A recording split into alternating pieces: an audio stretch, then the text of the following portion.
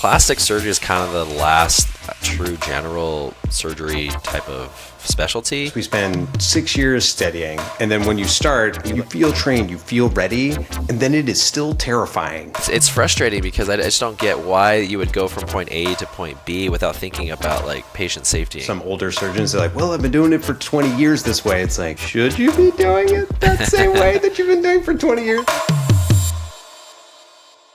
What's up, everybody? This is Plastic Surgery A Cut Above. This is our pilot episode, episode number 1.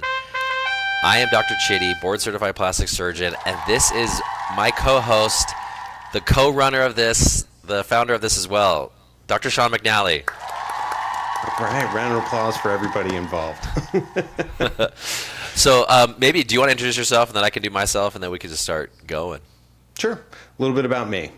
Dr. Sean McNally, board-certified plastic surgeon, grew up in Jersey, undergrad at Cornell, MD, PhD at Chapel Hill, did my residency in plastic surgery at UC Irvine, OC, and then settled in Portland. And in Portland, I do cosmetic cash-based services and also insurance-based reconstructive services. Oh, you do it all, man. That's amazing. Head to toe, doing it all. I'm glad you stuck to it because I did not. Sometimes you're like, was that I didn't know you went to Cornell and you're in Chapel Hill. That's awesome, man. Yeah, go Tar Heels. Chapel Hill was amazing. I would move there. It was a great place to be. Yeah, I've heard North Carolina. The whole area is phenomenal. Yeah, it was amazing. But you're in Portland. It's beautiful there too. You got lots of sunlight. It's still light in the background. I can see. Still sun right now at 8 p.m. Love it. Yeah, this is the best time of year. Yeah, we talked about wait till winter, man. You can be hosed. Gray, wet and gray.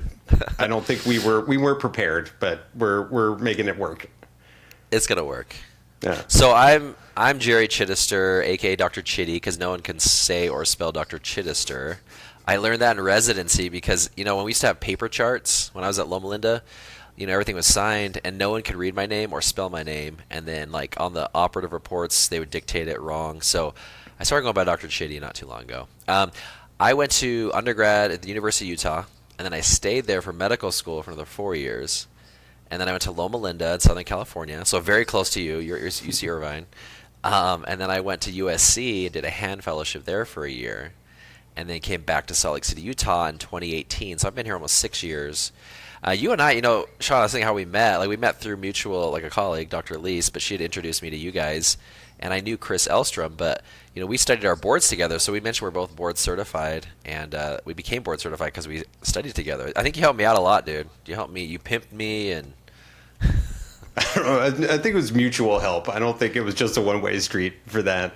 But yeah, no, it was incredible learning together and kind of going to the Stanford course together, meeting, and then kind of like doing all the studying for board certification, and then the WhatsApp group, which has been like amazing. We talk like every day. Yeah. It's nuts. I talk to you more than most of my family members. I know, right? We've been talking, it's been years now since we got board certified. And so maybe that's kind of part, I think, of what, as you and I think have been talking about doing a podcast. I had my own podcast back during COVID, and I just, time didn't work out. But you kind of came to me like, hey, dude, let's do a podcast. And I think you had some really good ideas, and I think I wanted to get back into it. And, I'm pretty selective with my time, but I thought that this is something that would be super fun for you and I to do together. But really, we can help educate, I think, the public on all things plastic surgery, and even relate things to our colleagues and other plastic surgeons and others in medicine. I think there's so many, cool topics that you've come up with. Do you have anything else to add to that? That's just kind of my thought. But I mean, there's a lot of misinformation out there, especially because patients don't necessarily know all of the information. When they go to see somebody, they're like, I thought this guy was blankety blank, or this woman was blankety blank. And it's because they misrepresented themselves because they're trying to make money. And it's very difficult for patients to like truly understand how complex the system is, to drill down on like, who's the best person for you to go to for your surgery? Totally. Because even, within plastic surgery, I think a lot of us tend to do more things than others. And and not that you always have to go to the person who does the most rhinoplasties or the most tummy tucks or the most carpal tunnel surgeries, but there is something I think to be said that for someone who does something repetitively, if they do a good job at it, they're probably going to keep doing a good job at it. Now you could do something I think really poorly and do it all the time, right?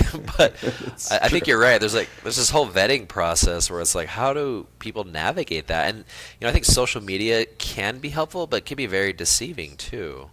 Absolutely. I mean, social media can definitely be a trap for ads to get people to go to folks who aren't appropriately trained. And you're right in saying that, like, if you look on somebody's website and they do a million tummy tucks and they're all great, it's like there's a good chance that you're going to get a good tummy tuck from them, but it seems unlikely that if you get a facelift from them that it's going to be amazing.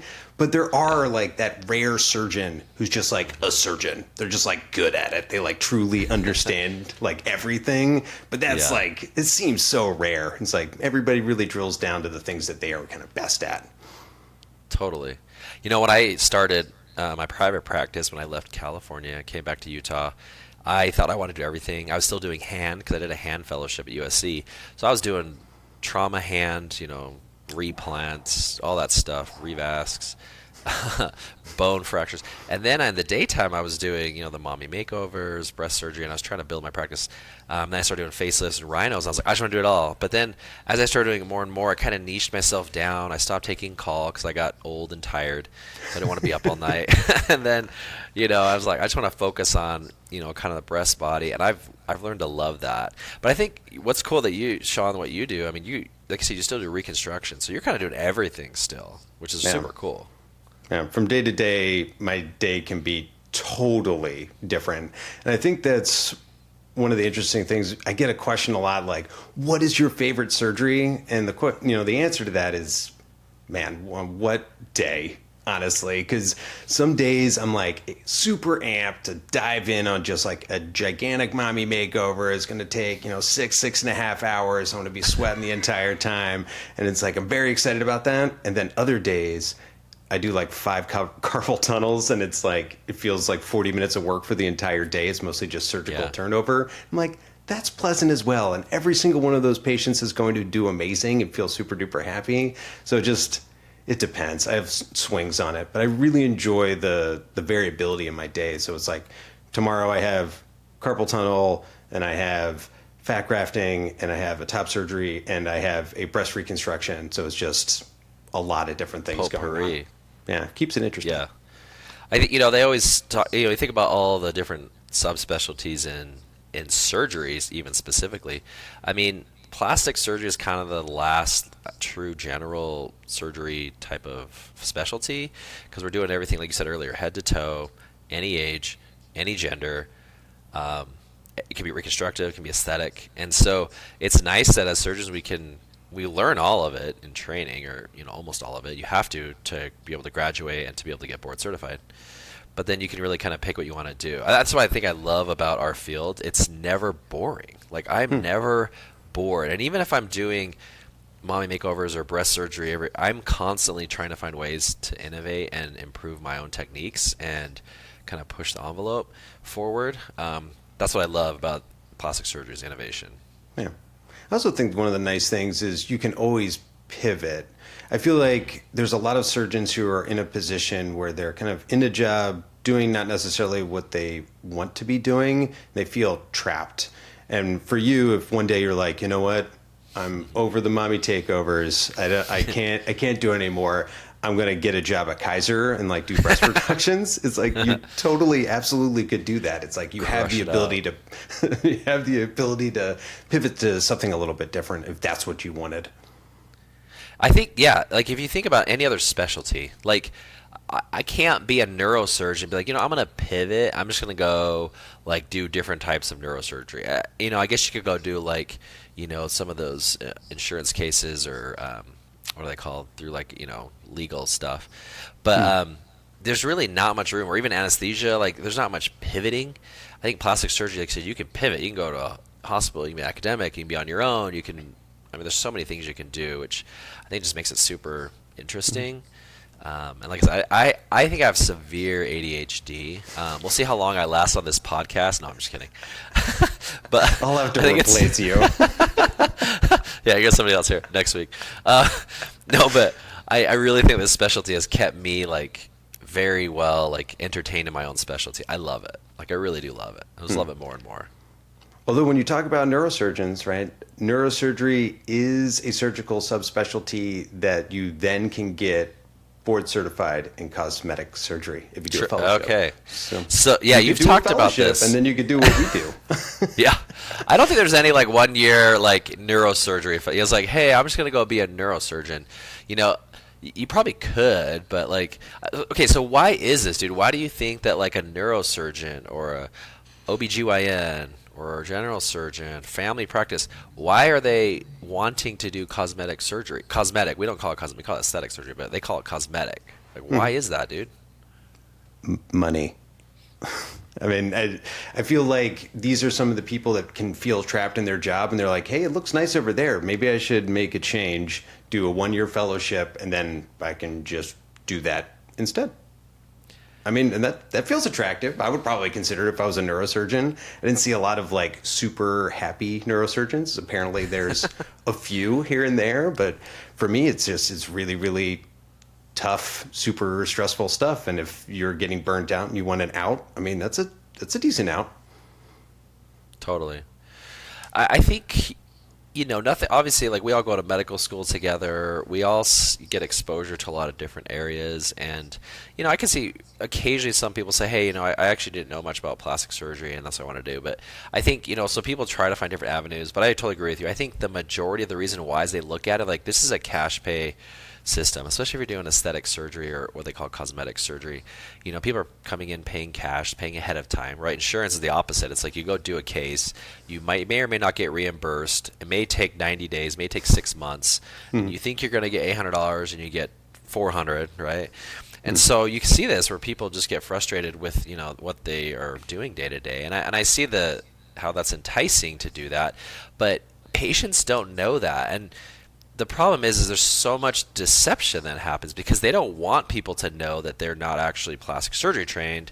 They just want people to know, like, hey, I can do this procedure, right? Like, I think I can do it.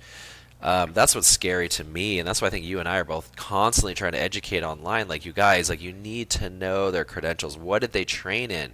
You know, are they board certified? What's that board? All that stuff. Yeah, I think one of the big ones and what really highlights what somebody did for their training, because you have people who are board certified in cosmetic surgery, which people are like, oh, they're certified to do cosmetic surgery, so they can do that. But it's like you should always ask your surgeon what they studied in residency. That's like the hardest thing to like hide where you spent most of your time, because if you spent 7 years in neurosurgery residency and then you do a 1 year cosmetic fellowship, are you truly a cosmetic surgeon or are you a neurosurgeon who does cosmetic surgery? Oh, I like that. Yeah. You know, one thing I say to patients a lot, there's a really easy test because, you know, all of our licenses across the country say physician and surgeon, right? So when we become a medical doctor or a DO, it says physician and surgeon. So even if I'm a family practice doctor, technically I'm called a surgeon, which I don't know why it says that. Anyway, you know, even though it says that, like, it's frustrating because I just don't get why you would go from point A to point B without thinking about like patient safety and care, you know. And I don't know, man. It's like. And I think for me, so it's like we study for 6 years, and can you replace all of that in a year? I mean, it depends on what your surgical subspecialty was prior to that maybe you could augment in a year and be kind of in a reasonable position. There is one way I think to really tell. You had mentioned earlier, like, you know, how to find out what they are, like, right, ask what their residency training was. The other thing you can ask, and I tell patients this, is ask that surgeon, the cosmetic surgeon, can they perform your breast augmentation in a hospital? Like, if you were to say, look, I don't want to do it in your surgery center, in your office, I want to do it at the hospital, do you have privileges to do that? Now, as plastic surgeons, you and I, we're required to have hospital privileges, right? We have to maintain that to maintain board certification of the American Board of Plastic Surgery. So as a plastic surgeon, a hospital is very strict on what they allow you to do because they have to adhere to what the government tells them is okay, right? And the governing bodies, ABMS and all them. So like for plastic surgery, they'll let me do breast augmentations and plastic surgery, but I can't go do neurosurgery in a hospital. Or cardiothoracic, right? So same thing, a cosmetic surgeon, like you said, if they train 7 years in neurosurgery even though they're a cosmetic surgeon, they can't go to a hospital and do a breast augmentation because that's Yeah. not what they trained in. So Yeah. that's another good test, It's like ask them, can they do it in a hospital? And if they say no, well, then they're not a plastic surgeon. Yeah. Yeah. So the thing that I was going to say, so it's like for us, we spend 6 years studying. And then when you start, you feel trained, you feel ready. And then it is still terrifying, right? It's like you're like new. There's not somebody standing behind me who's like my backup. So the amount of guts that someone must have to like do a totally different type of surgery after a year, it makes you wonder, like, when they start at that time point, are they getting the type of results they should be getting out of the gate, or are they kind of figuring it out for a while until they get it settled? Because I'm sure there's plenty of people that once you put in the time, you put in the reps and you put in the years, it's like those cosmetic surgeons are getting really nice results, but what was the learning process along the way? And like how many patients didn't get the result that they kind of deserved because they came in with 1 year of training instead of 6 years of training? Totally. I think it's interesting because even some of those boards, the cosmetic boards, for a long time they were trying to almost like gaslight the public and say that they had more plastic surgery or cosmetic training than plastic surgeons coming out training. It still says that on their website. Oh yeah, it's still there. But here's the thing: I will tell you, I know some of these fellowships that they have. I mean, they accredit their own fellowships. Like these people are going and standing there and watching. They're not actually doing the surgery. So even though like they may be a 5-year, 6-year general surgeon, and then they go spend 6 months doing a fellowship, they're probably standing there half the time. They're not even doing the surgery, right? And maybe at some point they let them do some, like you said, and so they're figuring that out. And now they're going into the real world with that. And that's really hard for me. And I know it's hard for you and other plastic surgeons because we literally dedicate our 6 to 7 years doing that every day. And I feel like it's so important as well to know the reconstructive principles of plastic surgery that we can apply to the cosmetic or aesthetic principles of plastic surgery. I think it's derived from that. And I think in the fact that you're still doing reconstruction is great because you're still in that realm. But for someone to just completely switch, like you said, a different career path and then do something where they don't have the actual foundation is really scary to me. Yeah, and I think you land on a good point that these fellowships, you don't know what the quality is, and it's the same thing for residencies, right? There's good residencies and there's like not so great residencies, but it's also true that when people come out of like a residency that people feel deficient in one thing or another, it's like they go and do a fellowship if that's what they want to do. But it's a big question of what that education is and what's the quality of that education. Totally. And let's be honest. I think, like you said, once they get to the point of maybe they've done it for 5-6 years out of their cosmetic fellowship, and they feel comfortable in a certain few procedures, they may start doing different things. Like for the most part, yeah, they'll probably be fine. It's like I talk to people like there's a lot of really good surgeons in Mexico and other countries that are amazing, right? The only concern that I have for that, that's a different time we can talk about that, is more just patient follow-up and issues with that. Yeah. But for the cosmetic side here in the United States, like my concern is if something goes wrong and they don't have the background training and reconstruct how to address those issues, like you're hosed. I know there was a person locally here that didn't have hospital privileges and would always send patients just to the ER.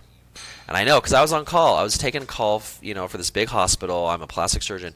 They'd call me and say, "Hey, this surgeon so-and-so's patients here has an infected, tummy tuck." And that happened multiple times. And so that surgeon can't go and fix that because they don't have privileges to do tummy tucks in the hospital. So now I'm cleaning and trying to save this patient's life because they're either bleeding to death or infected.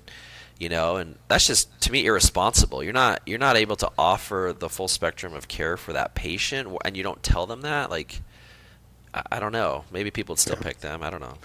And you have to be able to deal with things when they go well and when they don't go well. If they don't go well, if you're just like, well, that sucks for them, they have to find somebody else to fix it. I mean, I don't know how that would make you feel. It's like I would feel horrible. That would make me feel bad. Yeah, totally. Yeah, I totally agree. Well, I think at the end, all the stuff that we're talking about, it just brings to the point that people need to educate themselves, and we're here to help you with that. I think that's part of what we want to do on this podcast is to help educate people, and and we're learning too. Like obviously, you and I are continuing to grow. We're 5, 6 years into our practice, but I think we've learned enough and seen some things where we can, I think, advise on some of these things, or at least discuss it together. Because you're going to know a lot more things about certain areas that I don't, and vice versa. I think. So I think that's why this will be a good opportunity to talk about that. Yeah, I feel like this time frame being 5, 6 years, it's like feels like I'm like hitting my stride. It's like things are like really starting to click, and it's all starting to make like good sense. Because it's like you get good results before, but sometimes you're like, why was this a very nice result? Why did this thing work for this person? And it's just you start to really kind of hammer it all home. It's really interesting. I love that you said that. It's really interesting to me. I look back at a lot of my cases because, like you and I know, we're constantly reviewing our befores and afters. We're looking at patients. We're following up with our own patients. So now we're looking at I'm looking at thousands of patients over the last 5, 6 years. And it's like these small iterations, like small changes, right? I'm like, okay, this time this didn't work as well. And like you said, you see patterns and you start to slowly adjust things. And then you get to the point where you're like, oh, this is great.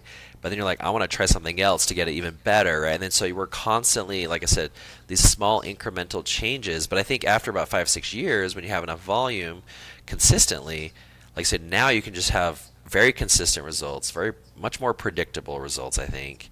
And I think even better results. Like I think my results today are better than they were even a year ago.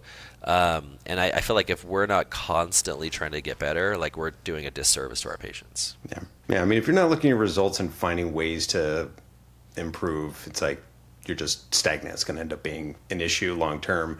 I think you see that a lot for kind of some older surgeons. They're like, well, I've been doing it for 20 years this way. It's like, should you be doing it that same way that you've been doing for 20 years? Like technology changes, new things come out, new techniques come out. It's like trying to stay on that cutting edge to get people the best results they can. I mean, if it's a really important part of what we do. Totally.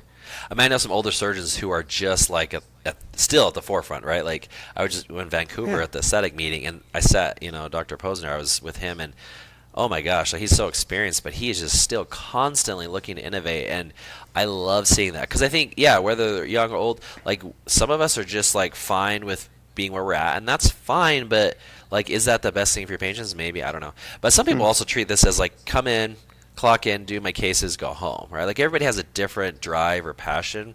Again, that's totally fine. But everybody has a different, I think, reason why they do what they do. Yeah. And you're right in saying it's like it's not necessarily an age thing. It's like there's some people who kind of get used to the status quo and they're fine with that. I mean, I operated with Dr. McCarthy out of NYU before he retired, and Amazing. At that time it's like he was older. And his fellow was gone for the day, and I was just a rotating medical student, like fourth year. And they were like, hey, do you want to go into his case? I was like, sure, I'll go into his case.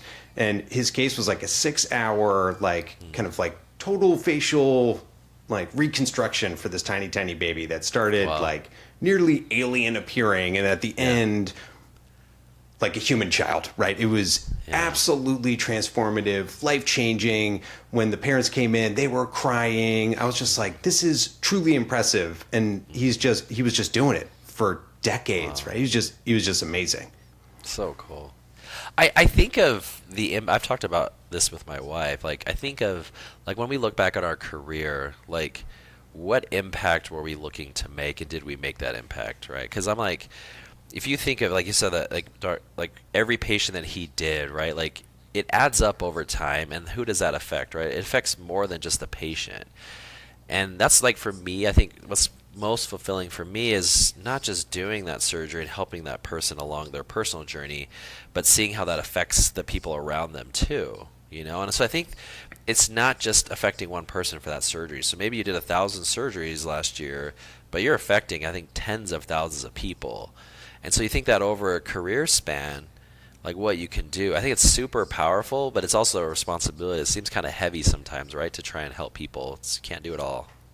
Yeah, it's like you try to help who you can, and that's definitely a tough thing. And you know this more than even I do. It's like having a super busy schedule. You see somebody who you really want to help, and you like don't have space or time for that. Yeah. And you're like, how do I deal with that? Do I take a hunk out of like my personal time to help that person, or do I spend like more time with my family? It's like trying to strike that balance, because you want to help everybody if you can. You just can't.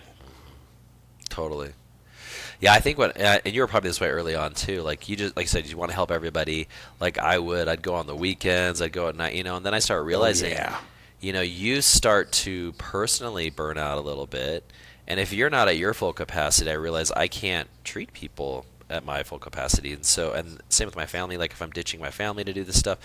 So I've really, like, people always ask me, how do you balance your life? You're so busy, blah, blah, blah. And this is what I always tell people. I'm like we're just juggling, right? Like every day it's like surgery, podcast, meetings, business, bank, what, it's just family, everything's like this. And so what I say is like, I'm definitely not a good juggler, but what I know is like when I'm holding that ball or whatever I'm doing in my hand for that split second, like all my attention is there, like 100% of me is there. I try not to divide myself where I'm like, I'm guilty for sure. Like I'll be on my phone sometimes, but I really try. Like if I'm with like at dinner with my family, let's not do the phones. Let's just be us, If I'm in a room with a patient, it's me and the patient. That they have my undivided attention until they're done. Like if they've waited to see me for 2 years, you're going to get all the time you need. So sometimes I get behind, and I feel bad, but I'm like, look, this person waited. I'm like, I'm going to answer all their questions. And I'm sorry if I'm behind, but the next person's in the same boat as you, Yeah. So I feel like that's kind of the philosophy I've kind of adopted over the last couple of years. I don't know what you kind of think or how you feel about how you juggle life. The work-life balance stuff, it's basically impossible, right? You're always in a constant state of being pulled where you're like, well, I need to go to work because I'm providing for my family, but I also need to my family to have some time, right? It's like you have to have that connection. And I think that it's basically just a weekly struggle of trying to restrike that balance where we are. And then sometimes I'll get so drawn into like projects and new partnerships and working with surgery centers or whatever it may be. And then my wife will be like, hey, family over here, buddy, let's reset and let's have some time together. I'm like, okay, we gotta take downtime because I'm kind of like you when I'm doing something, and this is probably a surgeon thing. It's like when I'm doing something, I'm like 100% just absolutely doing that thing. I can't do multiple things. So when anytime I'm focused on a project, it's like, that is the project I need to finish. It's just, thankfully I have a partner in life who can like tell me, hey, you're vanishing into the work here. It's time to like come on back. Look at our daughter. She's 14 months old and amazing. You should probably see her today. I'm like, yes, okay. Let's kind of reset and kind of figure out where we need to be. But it's just a constant thing because obviously we love what we do and you want to be involved in it and you want it to continue to be successful. But kind of striking that balance in both directions it's difficult. I don't know who does it perfectly, right? I think we all have our own issues trying to figure it out. Totally. That's life. So, okay, I have a question along these lines. Because my thought is, on this podcast, is like, I would love if, other new plastic surgeons coming out or residents who are kind of trying to transition into practice or academics, I would love to have, like, pieces of advice for them or things that we've learned, maybe, like, don't do this or do this. It worked for me, right? But, like, is there anything, like you would tell a resident coming into private practice right now? Like what is some advice you would want to give them as they're getting ready to transition into private practice? You really need to think about the business of plastic surgery. And it is so easy to get caught up on the operating aspect of it and forget about the business aspect of it that is very challenging out of the gate. And it's like, you've been very successful, and I know that that's something that you've kind of like focused on, like the business aspect of things. I see you in your videos dancing on the building and stuff. It's you're like there. You've obviously been thinking about it from day one, but I feel like so many people, especially when you're coming out of academics, it's very easy to be like, okay, I need to be like the best microsurgeon or like the best reconstructive surgeon or breast cancer surgeon or whatever it may be, and really not think about the business aspect. And I think I was very lucky coming out of UC Irvine. We spent 6 months at Newport Beach Surgery Center, and I swear to God, all of the like time we spent in the operating room with all the individual surgeons there, they really just talked about business stuff like most of the time. Like, wow, when you become a plastic surgeon, make sure you have a business credit card that everything goes on so you can get flight miles. And I was like, yeah, I don't think nobody told me that in academics. And it's like all these like little pearls about what to do, get your website, start your social media, get your logo, just get everything together. None of that came from the university. So if I had none of that training, it would have been very easy to just slide into a business where I didn't do any of those things and just kind of scooted along. I think that that's very helpful. I think that, we had a couple of docs who came in who gave discussions about what's the timeline of what you should do. And it was like 2 years before graduation, get your website. Like if you're going to be a private practice plastic surgeon, get the domain, sit on it. They had this like breakdown of really what you should be doing. And I think that if you were in another place that didn't do that, it would be very difficult to be in private practice because you'd be trying to figure it out as you went along while you're just hemorrhaging money in this place that you just put money down or fixed up, and your singular MA who's there who's answering no phones because nobody's calling. Like it's... I can't imagine how stressful that kind of how stressful that would be if we hadn't really kind of thought about those types of things. I mean, what was that like coming in residency for you? I mean, did they talk about that kind of stuff? Yeah, so we had a really good, during our 5th and 6th year, a lot of aesthetic exposure. And so I actually went down to like Laguna Beach and some guys on Beverly Hills. They're all clinical faculty. They're all private practice down in, Temecula, Ontario. So a lot of time we spent 5th year, and it was a lot of business talk, like you said. I think, because as these private practice plastic surgeons, it's on their mind. They're running their business, right? They're operating, like you said, but they're also running a business. So it's on their mind constantly. And I love that they were very open to show me their books and, overhead and just how that works. Like I said, I have no MBA. I don't have a business degree. I have none of that. I would say you have to have some business sense, whatever that means. But I think really, like, it's something you can learn, And I've now hired people who are like the financial people, do all the projections, the KPI, everything for our business, scaling, all this stuff. But like I've learned enough of those things to know that there are other people who are actually really good at it that I should probably pay to do. But I think that it was super helpful at Loma Linda to have that experience. I don't know if I would have gone into private practice. I think, I actually thought I wanted to be a hand surgeon at a hospital. That was kind of my thought. I was going to stay in LA, in that area. I had a couple of job offers. But then I really thought about coming back to Utah and being near my parents and Mindy's family, and I didn't really think about working at the hospital. I was like, if I'm going to come back to Utah, I'm going to do private practice. I don't know why I said that, but I came back here and it worked out. Well, I mean, in my first place it didn't work out, but I learned a lot there. So I kind of left there abruptly and then had to start my own thing in 2020, January 2020, before COVID. And I would tell you, trial by fire is the best way to learn, because that's what happened to us. You're motivated. I was very motivated. Either my kids don't eat, so I was doing everything. I mean, that's why social media for me, like, people are always like, oh, you grew up on social media. But really, I didn't have anything. I had no money. I had no bank loan. The bank loan, they took it away from me because I had to create a new LLC when I left my other practice. And so they said, well, your LLC is tied to the bank loan. So it's because you shut that down, we're shutting this loan down. So now I'm like, oh my gosh, I have no line of credit. I have pretty much no money. And then COVID hit.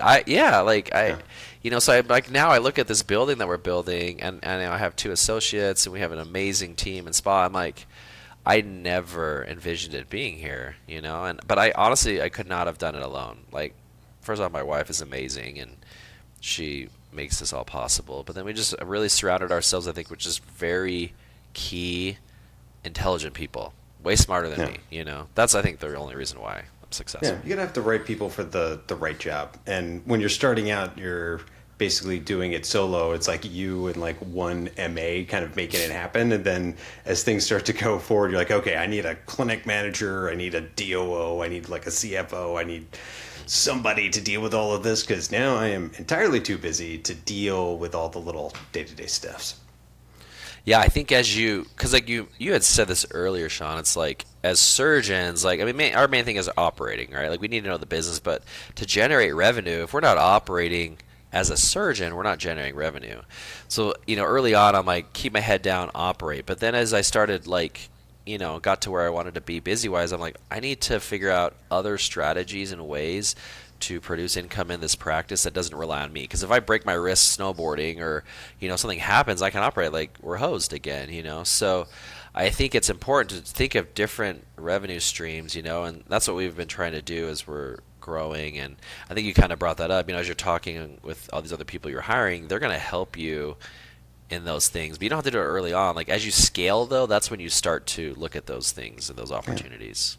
Well, it's impossible to do it out of the gate because you're running so negative to start in general. I was lucky joining a group that had 3 other plastic surgeons, and they basically like give you a loan to get started, like within the group. So it made it like very easy and straightforward for me. I didn't have to like beg Wells Fargo to like give me money to survive for like 2 years. So it was very easy for me, but trying to do that completely alone, getting a business loan, hanging a shingle by myself, having employees, and just like watching money vanish, hoping that at some point it's going to like work out. Everyone always tells you it's going to work out, but man, I am skeptical.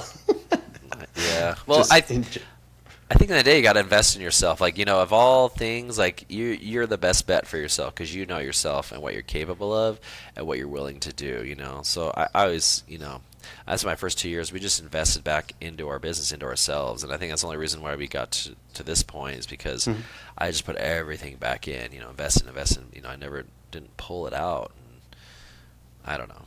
Just something to think about. I think we're so like in training, like we're in medical school, undergrad.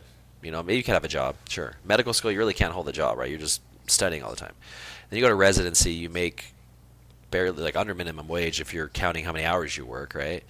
And then you get out and you're like, oh my gosh, either I have a salary or if I make money. Like I think we just like want to spend money because we haven't done it ever, And I think a lot of us get into that trap, and then we're like buying cars and things, and it's like if you just took some of that and put that back into your business at the beginning, I think you could scale a lot quicker, and then you can get those things probably a lot more and a lot faster. But I don't know. So it's that temptation. Yeah. It's so hard when that first paycheck comes in. You're like, all right, what am I going to do with this? Am I going to put this in my savings account, or am I going to buy a car? It's just it's tough. When you don't have it to start with, it's hard to know what your impulses are going to be until it shows up, and you're like, I know what I should do with this. I should take this and like put it back into the business to continue to grow things. It's tough. Yeah. Yeah, so I guess that's another thing of advice I would say. Just be really careful, with those first paychecks. Like, be smart about it. If you don't know what to do, put in savings or just hold on to it for a minute, and then you can decide where you want to put it. But don't go burn it. Yeah, But I don't know. Don't spend it on cars. Oh god. Yeah, but I think it's always fun to have little rewards. Like I remember, I have a ton of Air Jordans now, but a closet. But I didn't buy my first pair until 2020. I had 0. And that was my first, actually for the podcast I was doing, me and my friend, we got a pair of Jordan 11s. I always wanted them when I was a kid, never had any. So we got a pair, that was my first pair, And like, I think those little victories you do, it doesn't have to be a car, but it could be a pair of shoes, or whatever your thing is. It's incremental, right? It's like, it's a small thing, and you can... You can add to the collection as you go. Yeah. The collection becomes a big thing, but when you're starting, it's small, bite size. Totally makes sense. Yes, that's your victory lap as a pair of Jordans. That's good. That's fine. Yeah. Every mommy takeover, new pair of Jordans. That's gonna be a lot. Yeah, that's a lot. It's gonna be a lot of Jordans. You're gonna need a new house. Working on it. No, I'm just kidding. What is a procedure that you did when you first started that you no longer do? And why? Rhinoplasty. So, we trained to do it. I did a lot of craniofacial, maxillofacial trauma stuff at Loma Linda. We did a ton of that. I'm sure you guys did too. So I felt very comfortable in the face. And I always thought I wanted to do a bunch of rhinos when I came out. And so when I started doing it in practice, obviously I'd done hand for a year, so I didn't really do it for a year. But then came into private practice, I was like, okay, I want to do it. And the first couple I did, it's just like, it's just like a struggle bus. You're like, oh my gosh, why am I doing this to myself? You're questioning your motivation in life, every case. And then you see the result, and they come in, they're happy. You're like, oh my gosh, like this is kind of cool. You get this like, positive reinforcement. But I started doing them, and I just, as my practice kind of progressed towards the breast and body, because there's so many of them in Utah, I just fell out of love with rhinoplasty. I think it's such an elegant, awesome procedure. I'm not against it at all. I think it's amazing. But for me, I was like, I would rather just become really, really good at one thing than try to do a ton of things like okay, And again, I think it's still fun, and I get tempted. I had a patient the other day. She's like, "Hey, would you do my rhino?" I was like, "Oh yes." I mean, I'll send you to my partner. Like as much as I want to do it, I've just like told myself, and like you said, maybe I'll pivot someday, but that's one I've stopped. How about you? Yeah, hard to go back. Honestly, Yeah. literally the same answer. It's like it's rhinoplasty. I think it's like working at a Newport Beach Surgery Center. At the time that Aaron Cousins was like just building his practice, and now like one of the like preservation rhinoplasty like experts in the entire world. Totally. But when I was operating with him, he was still doing like high end, mostly structural rhinoplasties and doing like 3 every day that he was there. So you see like a ton of volume. I was like, I feel super comfortable doing this. So I started doing them out of the gate, but I didn't get that many. It seems like in Portland, ENT is like on top of doing rhinos. So I would get them from time to time, and every time I would have like a complete heart attack with like the game plan and just like making sure that everything is perfect because you want it to be just that good. And I felt like I was happy with my results at that time. But when all of the preservation rhinoplasty stuff came out, I was like, oh man, they have completely revolutionized the game. It doesn't take 18 months to see a result. Now it's like 6 weeks. It's just, it's absolutely crazy. So I reached out to Aaron Cousins. I was like, hey buddy, what do you think about from like my training and like where I probably am now, and how hard is it going to be for me to learn to continue to do that? He's like, you really going to have to take a cadaver course and like come to one of our like international courses to like see it, and you need a lot of volume. If you don't have the volume, you're not going to be able to keep up because it's changing too much. And I was like, all right, no more rhinos. I'm not going to do rhinos anymore. I mean, I think it's respectable though that you recognize it enough where you do have the skill set to do it, right? But like I think you want patients to have the best results that they could get, and I think that's huge because you do, again, you have the skill. I think we both have been trained appropriately, but to recognize like, okay, I'm gonna have you go to someone who literally that's what they do. They do 3 or 4 a day. You do a lot of carpal tunnels, you do a lot of breasts, you do whatever, but maybe have him go to that person. And I get asked all the time on social media like, hey, who's can I go to here in Chicago or here, and I'll refer people. Like I remember when I first started, I was like, oh, now everybody come to me. But then I'm like, no, like I'd rather you go to someone who I think is really good, and you don't have to travel. And so I've kind of adapted that. I still get a lot of patients out of state, but I really try to help. Even to you, I mean, I've had some patients I tell about you all the time up in Portland. It's like I want them to go to someone I trust and I know who's going to give them a good result. Yeah. And you never want to give someone a recommendation and then have it not work out. It's like you want to make sure that you feel confident that that is like the right person for you. Totally. Or right person for them, I guess. Yeah, it's kind of like a matchmaker. I think even patients, when they're asking, like, how do I pick my surgeon? I think you really do need to kind of not date, because you can't date your surgeon, but like, date or like get to. Yeah, maybe they do. They do. But your personalities, they don't have to be the same, but they need to somehow be cohesive or match, right? And so I think a big part of picking your surgeon is really, do you feel like you can get along with them? Is it, I feel like some people that force going to someone just because maybe they have great results, but if you don't have that connection, if something goes wrong, that's going to be a really, really hard thing to deal with, I think. And I think it goes for surgeons too, right? So like, and this is another piece of advice I'd give to people. It's like, you're going to build, and I've heard this before, I didn't make this up, you're going to build your practice based off of the patients you don't operate on, right? Not the ones you do, but the ones you don't. Because you're really going to select the ones that you actually do. That's going to build kind of the people around you, like based off your persona and your personality, you're going to attract certain people and others are not, right? And so I think that's huge. Don't just operate on everyone just because you can. Maybe you have to at the beginning, I don't know, but I think that definitely changes for us. Yeah, you get to be more selective as time goes on, which is nice. You can kind of pare things down to what you want. Yeah, because it is like a life, in my opinion, it's like a lifelong relationship, like you operate on somebody, let's say they have implants, I mean, they're going to have to change those in 10, 15 years. Hopefully you're their surgeon, I don't know, but, or maybe they're going to come back to you for a facelift, or maybe their daughter or their son's going to come into you for, ears or something, right? So I think you really do build these relationships with your patients, and if it starts off on the wrong foot and your personalities don't align, I've told patients, I was like, hey, I don't think I'm your surgeon, like nothing against you, I just don't want to disappoint you, so. Yeah. Well, especially it is weird that some patients would be like, well, you're the best, I want you to do it. And be like, if I'm telling you that I don't think it's a good idea, why would you try to force me into it? That seems like a weird way to start this whole relationship.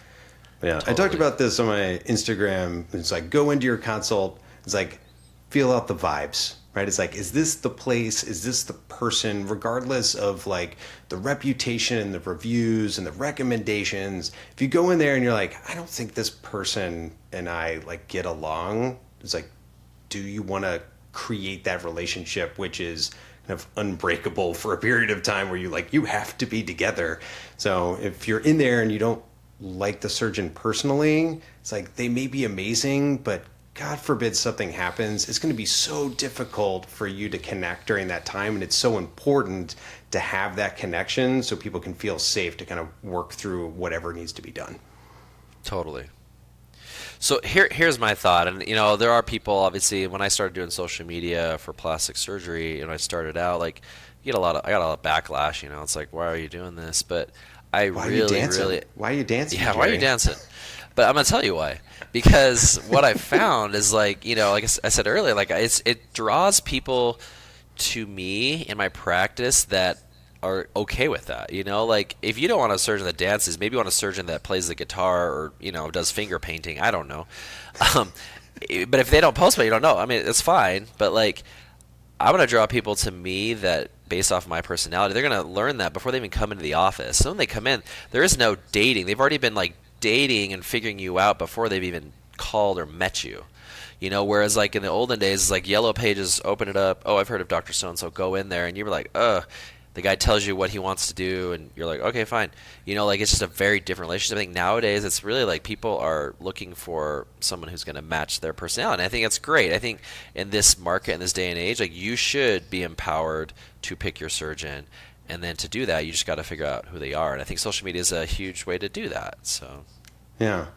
However, that only works if the plastic surgeon is being their authentic self, or at least the persona they play in clinic, which may not be their authentic self either, on social media, because you may be attracted to how they act on that. And then when you see them in real life, they're not that person. It's like, I know that you're that person, right? It's like we see each other outside of like work and social media. Yeah. And a lot of people, they may play the funny person, the fun person, and then when you actually see them in clinic, they're not that person at all. Totally. So it's tough to figure out what's real. Right? You're That's right. There's a lot of facades, fake out there. You're right. It's so true. So I think, yeah, you can't. I don't think you're right. You can't just use social media as the only tool. But reviews can be faked too. I don't know if you read that report. There's a surgeon up by you who had made all these patients sign these NDAs and made them, if they left a bad review, they would get sued. I mean, this is all the federal government's going after him for all this stuff. But yeah, literally wouldn't even let them leave bad reviews. It was like literally they signed their name. So like people can, and then they hired these people out of country through those those websites on the dark web to leave reviews for them, and so that boosts that. So like it's like how do you vet your surgeon if you can't do it on social media? Because maybe you can't trust them. If you can't do it on reviews, so then it comes down to like word of mouth, I guess, right? I don't know how else you would do it. Yeah, I think when I see patients who had like a really bad outcome, like an outcome, I'm like, this person, I don't even know if a surgeon did it. It's like so incredibly bad. I see enough of them from different places that you start to see similar patterns, and almost all of them knew that it was a bad idea, either in their consultation initially or prior and kind of coming up to surgery, but they felt trapped because they put money down, or they were so attracted from the price point that they just felt like they couldn't move away from it. So I don't think it's that people don't know. I think that they just kind of get stuck, or like, well, it's a mommy makeover with implants for $9,000. Like, it's a steal. I can't turn it away. But it's like, it can get so bad. It's definitely not worth the money. But almost all of them, when I talk to them, they're like, yeah, I knew. And when it comes to fake reviews, one of them, I saw two from the same surgeon in Miami that I was like, like the tech must have done it. Like, there's no way that like even a surgeon was involved in this case. It was like both of the outcomes were horrific. When you looked at their reviews, there was a combination of 5-star and 1-star reviews, where the 5-star reviews were best doctor ever, and like this person's amazing, just super duper generic, and all the 1-star reviews was like very this detailed. yeah, it's like this doctor ruined my life, or ruined my wife's life, or my sister's life. I saw one that literally said like, this person is a butcher. I don't know how they even have 5-star reviews, but it's because all the 5-star reviews are completely fake. So it's like, you really can't just look at the number, because it could be a 4.9 because they've got a zillion fake 5-star reviews and they got a bunch of ones. You have to look at the ones. Yeah, click on the ones. Yeah. I mean, For sure. I feel like there's a good number of doctors that they'll have like the one person out there who gives them like a 1-star review, and it's like 18 pages long, like a treatise about how you're like the worst person on the planet. I think if it's just like one patient, it's like maybe you can think about it. But if there's like a dozen, you should really kind of pay attention to that. For sure. Totally.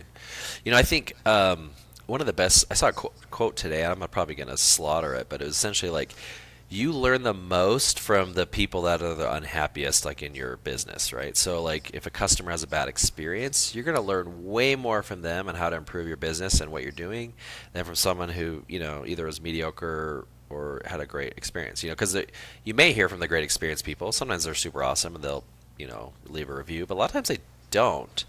And so I think there's value to that. And anytime I've ever had something where a review came in where I was like, wait, what? And I'm always like, oh yeah, I know why that happened or whatever. But really, when I step back and say, okay, how can I improve? Right? It's all about processes. I'm like, where did something go wrong? If it did, and then let's analyze that as a company, as a team, and then let's not let that happen again. And I think that's super important in our practice, because I think, again, we're growing. Like as surgeons, we do the same thing every day. We're not maybe saying it out loud, but as we're operating, we're doing that. We're getting feedback, like I said earlier, and then we're adjusting to that feedback. And I think we have to do that with our business and how we interact with customers or patients or clients. It's the same thing. Yeah. Well, I think one of the things that happens with surgeons, you hear like God complex and like big egos. It's very easy for people to be like, well, that person is crazy, or that person has blankety blank. It's like, regardless of what's going on with them, you still had a bad interaction. So it's like, what could you have done to avoid that bad interaction? And was it like identifying that this person was going to be a problem out of the gate and not operating on them because you knew it wasn't going to be a good relationship, or how you would have handled it differently? But I feel like a lot of people are just like, well, just is that person's fault. They did whatever. They had a complication. It's because that patient, I don't think they were following instructions. I'm like, well, some people are going to do that. It's like it's not 100% on people following instructions. So what are you going to do to make that better? Not just like, oh, it's your fault and just move on. Maybe your instructions suck.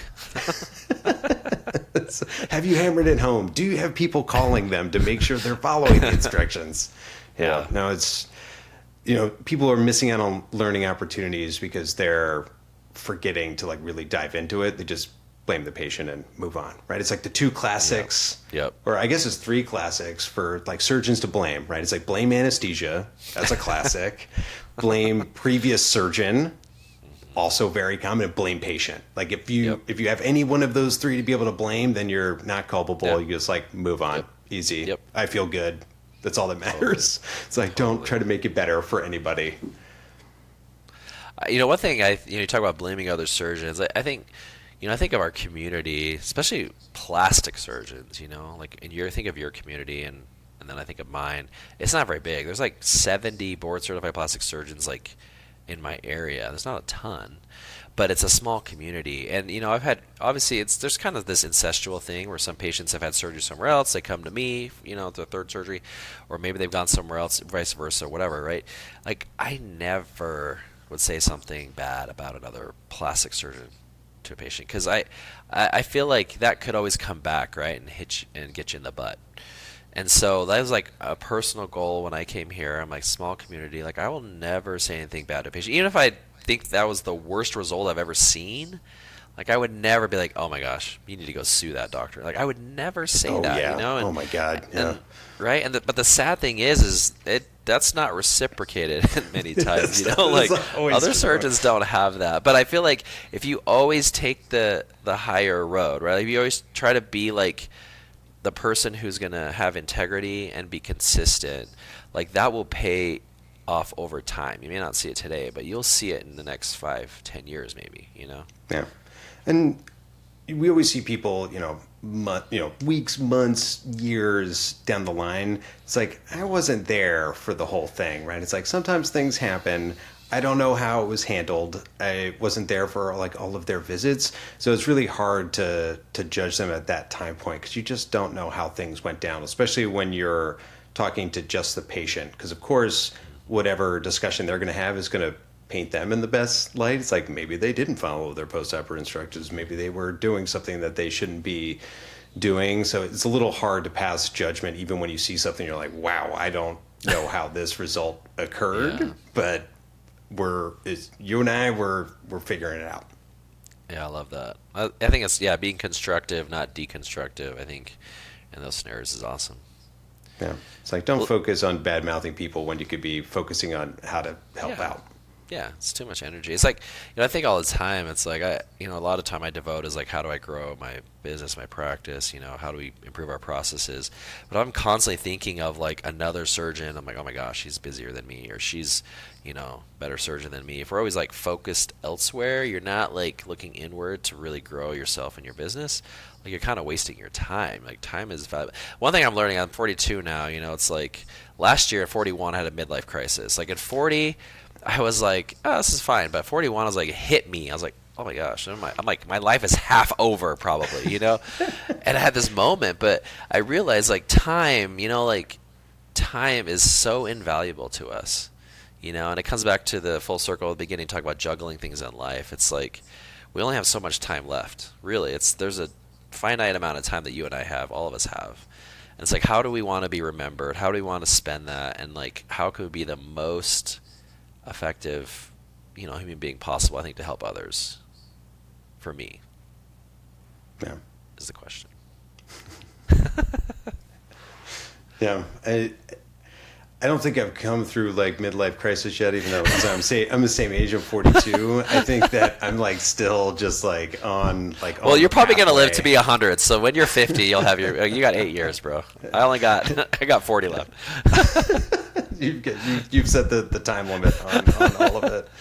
Yeah. Anything after that's bonus. Yeah, I think that comes down to just being like super focused right now. It's like for you, a lot of the things are coming together. It's like I still have a lot I want to accomplish, so I'm still just like on the absolute grind right now. But yeah, it's like you don't want to lose sight of having a young family and like being in your own home and all those types of things. But yeah, you're also thinking about what you want to build for that family. Yeah, exactly. Like how are you going to set them up for success and when you're not here? And I don't know. Like I said, it's kind of like talk that I never thought I'd be having at 42 with myself, but here I am. But I do, You're having it with me now. Okay, good. I'm not talking to myself in the mirror anymore, or my wife, so that's good. A third person is on board. No, one thing when I started my practice in 2020, I was just like I said, grinding. I'm like, I just have to survive, right? That was like survival mode. As that got a little more comfortable, I stepped back a little bit. I was like, let's bring on another surgeon.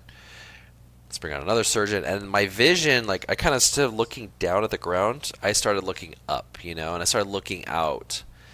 And I think that's where I'm kind of at now, but I feel like I'm even looking further now, it's like, okay, I'm already looking like past this building, like what's next, And I think it just takes like you said, as you get through those steps of where you feel comfortable or you've got your team, then you can start doing those things.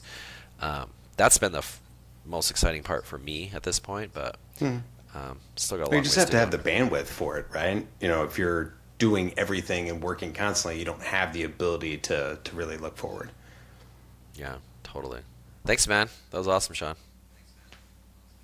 You too, Take man. it easy. Take care.